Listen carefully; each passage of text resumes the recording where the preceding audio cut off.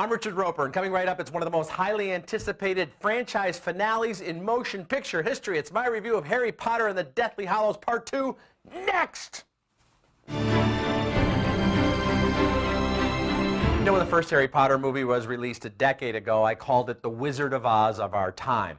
I stand by that opinion of the J.K. Rowling books and the film adaptations. This remarkable, magical, unforgettable franchise reaches its conclusion with Harry Potter and the Deathly Hallows Part 2, and I'm so pleased to report this is a masterful and worthy final chapter in one of the best franchises ever put to film. The casting of unknown child actors Daniel Radcliffe, Emma Watson, and Rupert Grint in The Sorcerer's Stone 10 years ago seemed pitch perfect, but who could have guessed all three would develop into wonderfully polished young adult actors?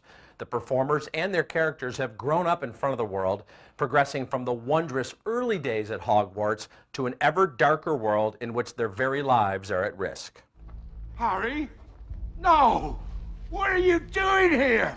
The very skilled director David Yates, the brilliant veteran screenwriter Steve Kloves, and literally hundreds of technicians and craftspeople once again plunge us deep into the world where the evil Lord Voldemort edges closer to dominance while Harry and his crew race to discover and destroy the Horcruxes that contain pieces of Voldemort's soul.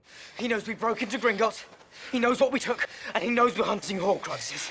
Ralph Fiennes is a suitably horrific and occasionally darkly funny villain, but it's Alan Rickman who deserves a Best Supporting Actor nomination for his work as Professor Severus Snape, one of the most complex characters in the franchise. Rickman's line readings teeter on the edge of hamminess, but there's also great depth and conflict in this man's heart. If anyone here has any knowledge of Mr. Potter's movements this evening, I invite them to step forward. Radcliffe has been the solid center of the Harry Potter series for all these years, and he has perhaps his best moments in the scenes when he realizes the sacrifices he must make for the greater good.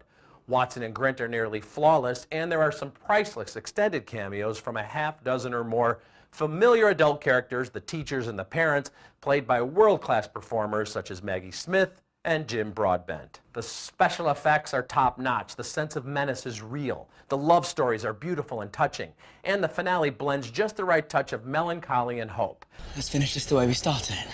Together! Harry Potter and the Deathly Hallows Part 2 is a rousing, thrilling, funny, moving, and inspirational final stop in one of the great cinematic journeys of our time. I'd give it an A+. I'm Richard Roeper. You can get all my reviews at richardroeper.com and on Reel's channel, TV About Movies.